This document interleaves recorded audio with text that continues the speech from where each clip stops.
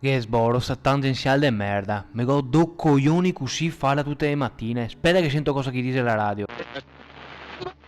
Attenzione! Autostrada Venezia-Vittorio Veneto è stato avvistato un UFO. Chiunque lo vedesse è pregato di avvisare le forze dell'ordine. Non avvicinatelo.